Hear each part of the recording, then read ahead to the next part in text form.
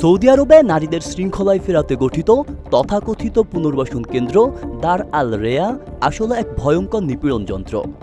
এমনই অভিযোগ তুলেছেন সাবেক বন্দিনী ও মানবাধিকার কর্মীরা।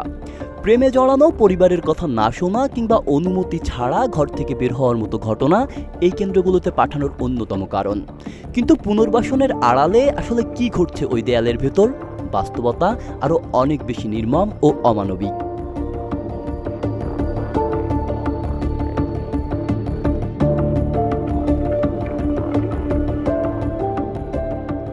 ভুক্তভোগীদের ভাষ্যে উঠে এসেছে, এই কেন্দ্রগুলোতে নারীদের রাখা হয় প্রায় বন্দি শিবিরের মতো পরিস্থিতিতে। সপ্তাহব্যাপী বেত্রাঘাত, জোর করে ধর্মীয় শিক্ষা, বাইরের জগৎ থেকে সম্পূর্ণ বিচ্ছিন্ন করে রাখা, এমনকি নাম নয় নম্বর দিয়ে ডাকা হয় এসব বন্দিনীদের। প্রবেশের সময় দেহ তল্লাশি ও কুমারিত্ব পরীক্ষা বাধ্যতামূলক।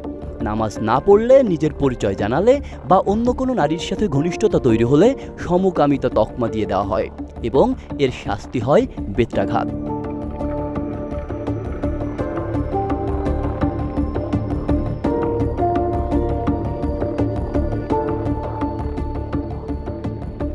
এমনই অভিজ্ঞতার কথা জানান 25 বছর বয়সী সৌদি তরুণী আমিনা। পরিবারের নির্যাতনের হাত থেকে বাঁচতে নিজেই আশ্রয় নেন বুরাইদাহ শহরের একটি পুনর্বাসন কেন্দ্রে। কিন্তু পরদিনই কেন্দ্রে ডেকে পাঠানো হয় তার বাবাকে। তার অনুরোধ ছিল জোর করে বিয়ে না দেওয়া হোক, মারধর বন্ধ করা হোক, যেন চাকরি করতে পারেন। কিন্তু জবাবে তার বাবা বলেন বাইরে যেতে পারবে না, সবসময়ই পুরুষ অভিভাবকের সঙ্গে থাকতে হবে। ভয়ে সে সমস্ত শর্তে সই করে। এরপর বাড়ি ফিরে আবারও নির্যাতনের শিকার হয়ে দেশ ত্যাগে বাধ্য হন তিনি।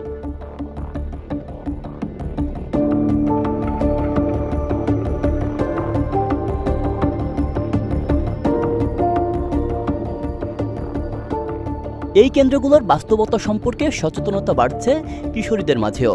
16 বছর বয়সী শামস জানান, তার স্কুলে এক নারী এসেছিলেন যিনি দার আল রেয়ায় আটক ছিলেন।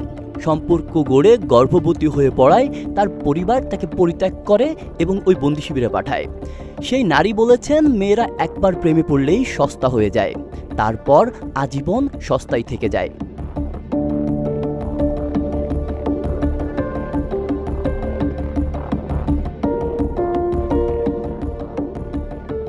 অনেক নারী শুধুমাত্র নির্যাতনের বিচার চেয়ে পুলিশের দ্বারস্থ হলেও উল্টো তাদেরই পরিবারের সম্মানহানির অভিযোগে দার আল রেয়াতে পাঠানো হয়।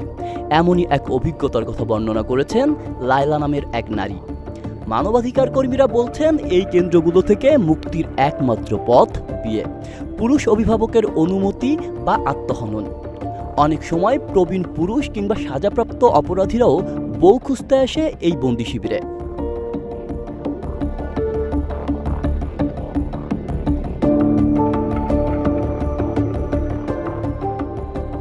মানবাধিকার সংস্থা ALQST বলছে, নারীর ক্ষমতায়ন নিয়ে সৌদি সরকারের প্রচার এই কেন্দ্রগুলোর অস্তিত্বের কাছে এক নির্মম উপহাস। সংস্থার কর্মকর্তা নাদিন আব্দুল আজিজ বলেন, সৌদি সরকার যদি সত্যি নারীর অধিকার উন্নয়নে আগ্রহী হতো তবে এসব বৈষম্যমূলক ব্যবস্থার বিলুপ্তি ঘটিয়ে সত্যিকারের নিরাপদ আশ্রয় তৈরি করত। এদিকে সৌদি সরকারের একজন মুখপাত্র এসব অভিযোগ অস্বীকার করে বলেছেন, দার আল রেয়া কোনো আটক কেন্দ্র নয়। নারীরা ইচ্ছেমতো স্কুলে যেতে পারেন, কাজ করতে পারেন কিংবা কেন্দ্র ত্যাগ করতে পারেন। এখানে কেউ জোরপূর্বক আটক নয়।